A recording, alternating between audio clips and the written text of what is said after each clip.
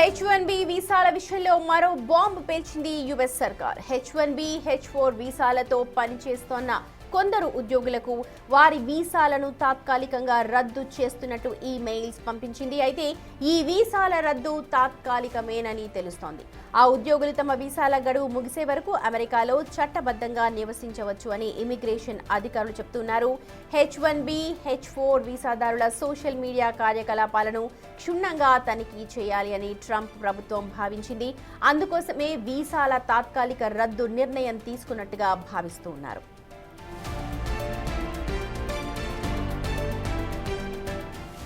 ఇప్పటికే భారత్లో జరుగుతోన్న H1B visa interviews ని అమెరికా తాత్కాలికంగా ఆపేసింది.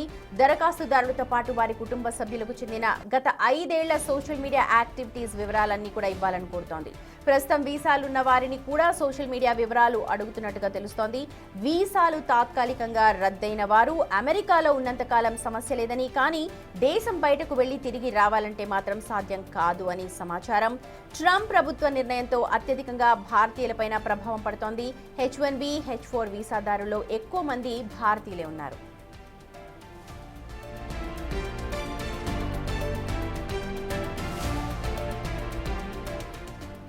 మా ప్రతినిధి శివ జాయిన్ అవుతున్నారు. శివ, H1B అలాగే H4 వీసాకి సంబంధించి ఏదైతే నిర్ణయం ఉందో అది భారతీయుల మీదనే ఎక్కువగా ఎఫెక్ట్ కనిపిస్తోంది. ఒకసారి మీ దగ్గర ఉన్న సమాచారం చెప్పండి.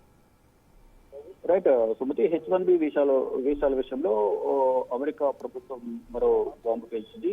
H1B, H4 వీసాలతో పనిచేస్తున్న ఉద్యోగులు ఎవరైతే ఉన్నారో వారి వీసాలను తాత్కాలికంగా రద్దు చేసినట్లుగా ఈమెయిల్స్ ద్వారా వారికి సమాచారం అందించారు. అయితే ఈ వీసాల రద్దు తాత్కాలికమైన సమాచారం అయితే అందుకోండి. అయితే ఆ ఉద్యోగులు తమ వీసాల గడువు ముగిసే వరకు కూడా అక్కడే యుఎస్ లో నివసించుకున్నట్టు కూడా ఇమిగ్రేషన్ అధికారులు తెలియజేశారు. H1B, H4 వీసాదారులు social media activity వివరాలు కోరింది ట్రంప్ సర్కార్. ఎవరైతే ఈ H1B, H4 వీసాలు కలిగి ఉన్నారో వాళ్ళ సోషల్ మీడియా అకౌంట్ లో ఏ విధంగా పాల్గొంటున్నారు, వారు ఎటువంటి చాటింగ్ ఉంటుంది, వారు ఎటువంటి వీడియోలు పోస్ట్ చేస్తున్నారు, ఎటువంటి యాక్టివిటీస్ తో వారు పాల్గొంటున్నారు అనేది ప్రధానంగా వారికి సమర్పించాలని కూడా ఇమిగ్రేషన్ అధికారులు కోరినట్టుగా తెలుస్తుంది. దీనికోసమే వీసాల తాత్కాలిక రద్దు నిర్ణయం అనేది తీసుకున్నట్లుగా కూడా ప్రచారం జరుగుతుంది. అయితే ఈ H1B వీసా అనేది అమెరికాలో ప్రత్యేక నైపుణ్యం కలిగిన విదేశీ నిపుణులకు తాత్కాలికంగా నియమించుకోవడానికి అమెరికా కంపెనీలకు ఇచ్చే వర్క్ వీసాగా తెలుస్తుంది. దీన్ని కనీసం ఈ H1B వీసా పొందాలంటే కనీసం బ్యాచిలర్ డిగ్రీ లేదా దానికి సమానమైన ఇంజనీరింగ్ లేదా వైద్య విద్య అలాగే టెక్నాలజీ వంటి రంగాలకు సంబంధించిన వాటిలో వారికి సర్టిఫికేషన్ కోర్స్ చేసిన వారే ఉండాలి.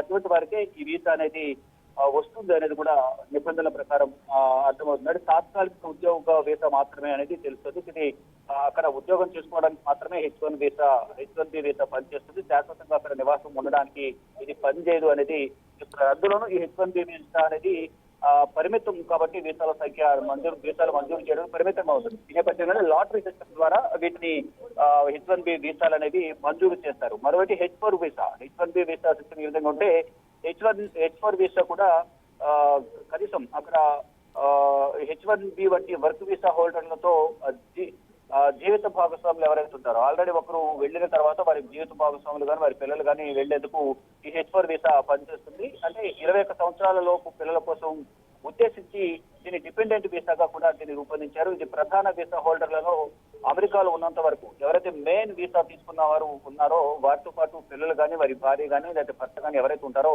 వారు ఉన్నంత వరకు వారితో పాటు వీరు కూడా అమెరికాలో ఉండే అవకాశం అనేది H4 వీసా కల్పిస్తుంది. మొత్తంగా చూసుకుంటే ఈ 2 వీసాల విషయంలో అమెరికా ప్రభుత్వం మొత్తం తాత్కాలికంగా వీసాల రద్దు అనేది చేసినట్టు తెలుస్తుంది. ఇది తాత్కాలికమే, తర్వాత దీన్ని రెన్యువల్ చేసుకోవడానికి కానీ ఇతర సడలింపులు కూడా చేసే అవకాశం ఉంది. కనిపిస్తుంది. తాత్కాలికంగా మాత్రం ఈ ఇప్పుడు ప్రజెంట్ ఉన్న వీసాలు గడువు ముగిసే వరకు అమెరికాలో ఉండొచ్చు.